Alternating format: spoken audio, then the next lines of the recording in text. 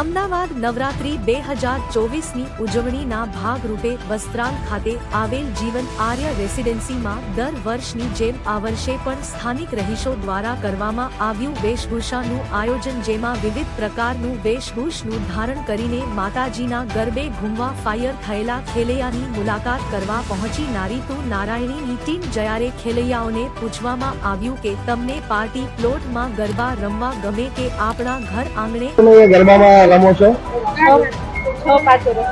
પાછળ એટલે અહીંયા ગમે છે કે પાર્ટી પ્લોટમાં જવું ગમે છે? અહીંયા ગમે છે.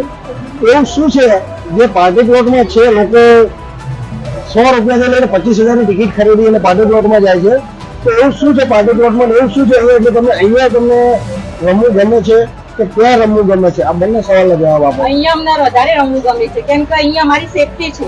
પાર્ટી પ્લોટમાં આપણી સેફટી હોતી નથી. અહીંયા આપણા બધા પરિવારના સભ્યો જોવા મળે, એટલે આપણે અહીંયા સેફટી હોય અને પાર્ટી પ્લોટમાં બધા અલગ અલગ હોય છે. પરિવાર સાથે ગરબા રમવા બહુ સારી વાત કહેવાય બેન. ભૂતકાળમાં એવી ઘણી બધી ઘટના બની ગઈ છે, તો સરકાર બી એવું કહે છે કે સલામત, બેટી બચાવો બેટી પઢાવો એ બધું કહે છે, તો તમારે આ વિશે શું કહેવું કે નારી સલામત છે ખરી? નારી બહાર સલામત નથી, અહીંયા પરિવાર સાથે સલામત છે. તમારું શું માનવું છે આમાં?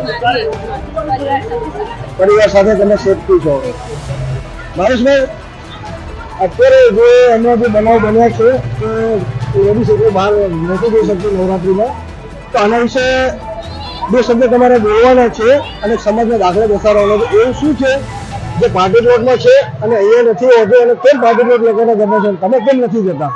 પહેલી વસ્તુ એ કે અમારે જે જીવન આર્ય સોસાયટી છે એક પરિવારના જેમ રહે છે, અને અહીંયા જોવા જઈએ તો સંસ્કાર છે. બહારની સાઈડ જોવા જઈએ તો સંસ્કાર બિલકુલ નથી. અહીંયા અમે એક પરિવારના તરીકે અમે રહીએ છીએ અને દરેક લોકો અહીંયા મન મૂકીને નાચે છે. અમારી કમિટીના પણ મેમ્બરો એક મહિના પહેલા એડવાન્સમાં એટલી બધી તૈયારીઓ કરે છે, જે મન મૂકીને અને દિલથી લોકો તૈયારી કરે છે, જેથી બહાર જવાની કોઈ ઈચ્છા જ થતી નથી. મારી પોતાની દીકરીને તો હું બહાર મોકલું જ નહીં. તો સેફટી જરૂરી છે, ખાસ જરૂરી છે. અત્યારના જનરેશન પ્રમાણે પોતાની સેફટી ખાસ જરૂરી છે.